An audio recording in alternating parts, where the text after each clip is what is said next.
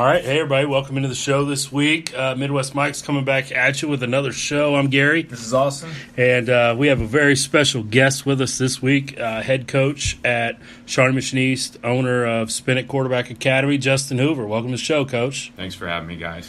Fired up to be here. Yeah, excited to have you on. So, why don't you start just by kind of telling our listeners a little about you, how you got into coaching, a little bit about your story. Yeah, sure. The biggest thing for me kind of digging into why I got into coaching was, for me growing up, the people that I looked up to and the people that had the biggest impacts on me growing up were coaches.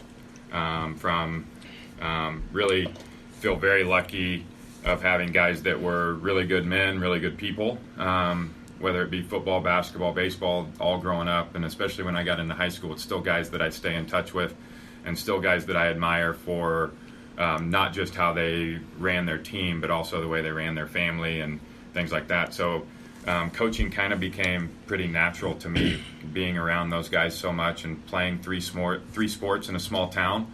I kind of got to see the whole thing, and it just encouraged me because I could see the impact that they were having, and that was something that I became super passionate about. So I kind of fell in love with coaching way before I was ever a coach. Yeah, I kind of feel the same way. I've talked about it a little bit, my high school coaches had great influence on me, and, that's what inspired me. And I think any good coach that I've been around, has a guy or a couple guys they can point to, hey, that's the guy that got me interested or made me, I want to have that impact on somebody else like he did on me. And, so I think all your good coaches have kind of that story, you can point to. What's been the biggest challenge in the last 10 days? Because we talked about on the show, with me being here at Shawnee Mission East, we had hired Fred Bouchard. He resigns a week before the season starts. You get promoted to head coach. And so what was kind of the biggest challenge in the last 10 days for that? Honestly, the biggest challenge for me, and still a challenge that I'm fighting every day, is kind of broadening the scope a little bit. The tunnel vision of focusing on being a play caller and getting the quarterback position ready to play and then coordinating an offense, and now taking that challenge of still doing that, but then making sure that you're investing in what's going on the other side of the ball, and then also in special teams, and really being able to take a step backwards. And the great part about being here is I think we have great teachers on our coaching staff, and so I recognize really fast, all right, I got to go and do this during individual period. I'm going to let you guys coach, and so I can walk away and feel really safe. But there is this part of me, because I've always been so involved in the little finer points of the offense, that we just have to be more detailed when we get out onto the field, so I know that it's being repped right and emphasized on the practice field, that I can go see the other positions and see other things.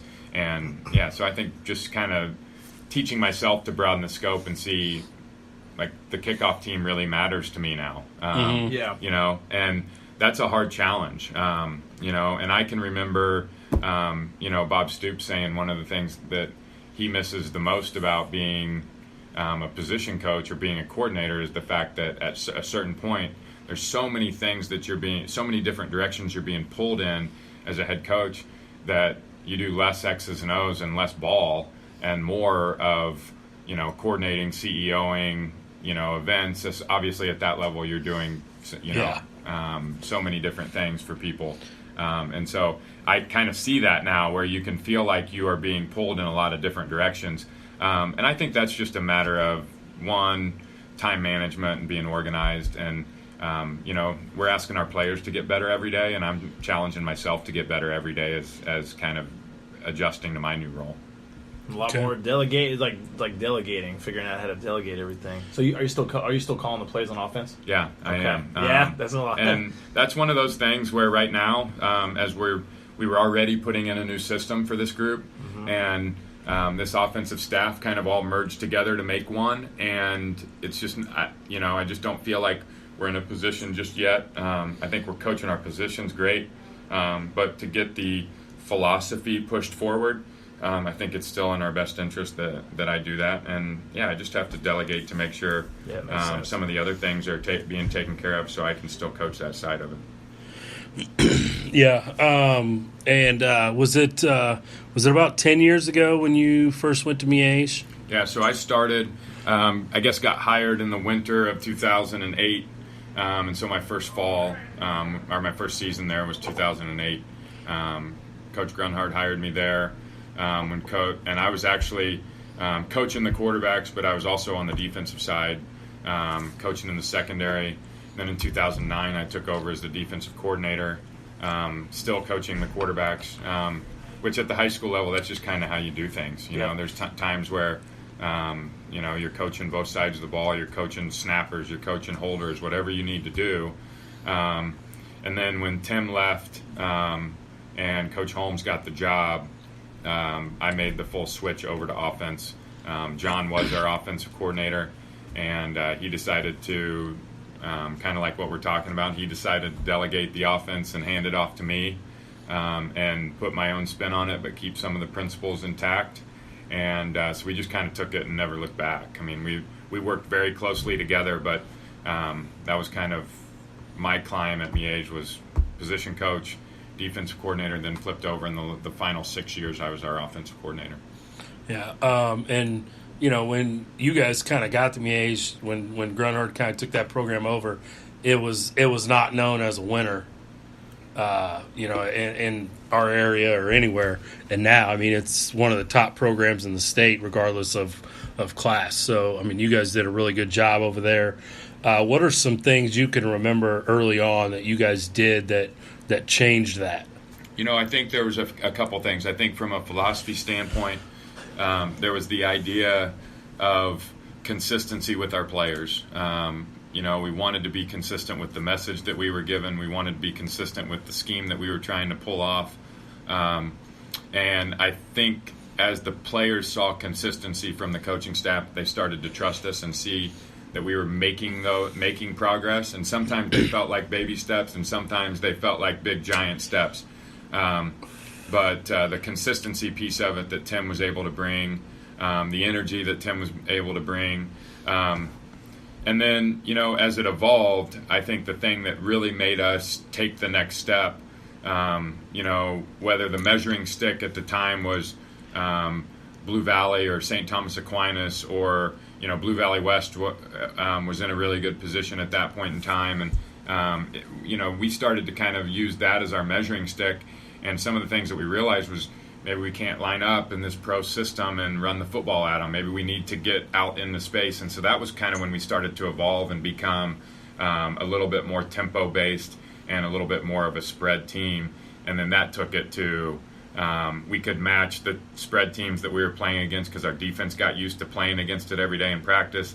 And then offensively, we just continued to push the envelope to just go faster and faster. And then that kind of became our calling card of, we wanted the ball to be snapped with 18 seconds left on the play clock. We wanted to go as fast as we could. Yeah, that's definitely the trend going forward right now, is speed, up-tempo stuff. So you had mentioned before, I didn't know this, so that long ago Miege was not great, and then Grunhard came in and kind of changed it up. We talked about this before, where it's a lot about getting the kids to buy in and to believe, and that's actually even more than almost anything is the effort you can get from them. Would you say that was probably a big part of turning that program around? Yeah, I mean, I was thinking about that. Obviously, you do some soul searching when you take a job like this, and, being able to put your stamp on it and still keep some of the consistent themes and the tradition things that have been working here. This is part of the unique job, or this is part of what makes this job unique, is the fact that this program's in good shape. It was handed off to me with a really good staff intact and a great locker room of players that understand how to win, seniors that are committed, community that's supportive. And I do think that when we were at Miege, a lot of the things that were happening there was, one, expecting to win. You know, we didn't talk about winning one game or two games or being 500. It was always talking about winning the EKL. It was always talking about winning state titles. And eventually, if you talk about it long enough and you force that on them long enough, I think that they figure out how to do it. And, you know, with Coach Grunhardt's experience and those types of things, it was his personality allows for you to want to follow. And so the buy-in became pretty easy for our kids, I think. Yeah, excellent. That's good. I mean, I think that, you know, that'd be a good thing too. I mean, you got a guy who's, you know, freaking Pro Bowler forever. You know, played at the top of his game right here. He's a local legend. You know, coming in and just getting those kids to buy in, and, you know, putting together a good staff. And I mean, you guys have won. They've won 4 in a row over there. You were a part of all those. It was, what, 6 in the last 10 years? 5 played in a 6th. Yeah. 5 played in a 6th. So, I mean, that's remarkable no matter, you know, what your class or where you are. I mean, to play in that many state championships. I mean, I've learned, you know, I mean, I've been coaching this to be year 16 or 17, and just, you know, how hard it is to get to the state championship even. I mean, I've never coached in one. You know, the closest I've been was here 2 years ago. We lost Blue Valley in overtime on a 2-point conversion. And, I mean, I remember sitting there that night just going, man, like all this work we put in, and, you know, I mean, we came up 1 point short. And it's like we did everything we could, you know. So, I mean, that's an amazing run. And, you know, hopefully you can kind of help get us back over that hump. Yeah, and I think the thing that I think of when you think about success and you think about the big picture on what the destination looks like and what that feels like, and you don't know what that destination feels like until you've been in it. But the biggest thing for me, and this has kind of become at least my thought as running a program, is it's really not about the Saturday after Thanksgiving. It's really about winning today. And if you put together enough wins each day, each week, you start to climb that mountain, and you start to put yourself in a position to play to that point. But I think, you know, it's kind of cliche, but I also think if you can really focus on the journey and not worry about the destination, I think that the competitiveness in you, and I think you can lay it on the line and be comfortable with the outcome if you enjoy the journey and not get so destination focused. And so it's really kind of what's right in front of your face. Can you just attack what's right in front of your face? And if you do that well, then I think you have a chance to succeed at a high level, consistently play all the way up until the end. Yeah, absolutely. I know you've been preaching that a lot to our guys, you know, last week and this week. You know, at practice, let's win today. Let's have a great day today. You know, let's take steps today. And you know, we've done that at times. So you're also kind of a quarterback guru. You know, what are some of the best players or quarterbacks that you've coached that maybe some guys would know that are listening to the show? Yeah, I mean, I think it starts off some guys that I've trained, some guys that also have played for us.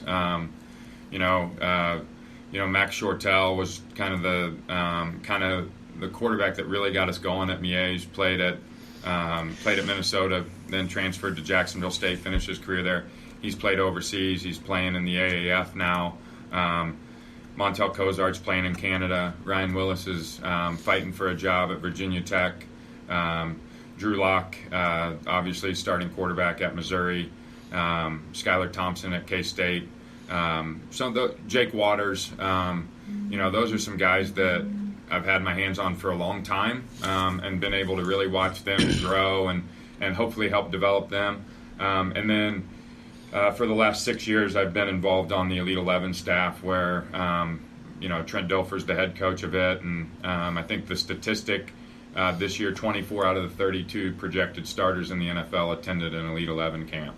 And so when you start to think about that, you've seen, you know, now obviously in the last 6 years, I've been on that staff, so I haven't seen all of those guys come through. But, you know, you're starting to see superstars in college football. You're starting to see first-round draft picks. You know, Baker Mayfield, Sam Darnold, Lamar Jackson, Josh Rosen. Those